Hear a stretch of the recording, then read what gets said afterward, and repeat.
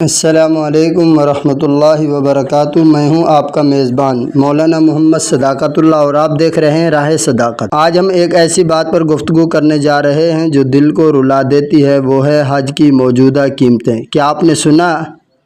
حج اب 12 لاکھ، 15 لاکھ، 25 لاکھ اور 30 لاکھ روپے تک جا پہنچا ہے۔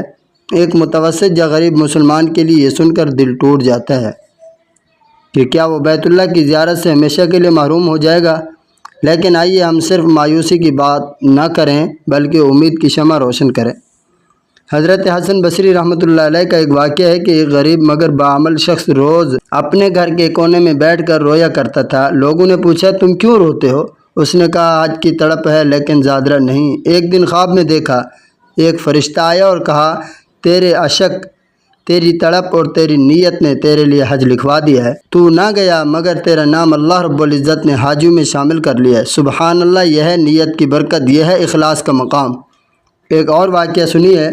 ایک خاتون بہت غریب تھی، شوہر مزدوری کرتے تھے۔ ایک دن دل میں آیا کہ حج پر جانا ہے، رو کر اللہ رب العزت سے دعا کی۔ چند دن بعد ایک امیر عورت آئی، کہنے لگی میں حج پر جا رہی ہوں لیکن میرے ساتھ ایک خادمہ چاہیے جو دیندار ہو، تم چلو گی؟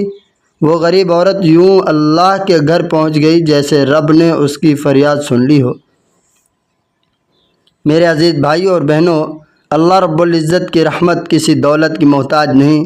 اگر دل میں سچی نیت، خشیت اور رجوع ہو تو اللہ تبارک و تعالی وہ دروازے کھول دیتا ہے جو ہمیں کبھی نظر ہی نہیں آتے۔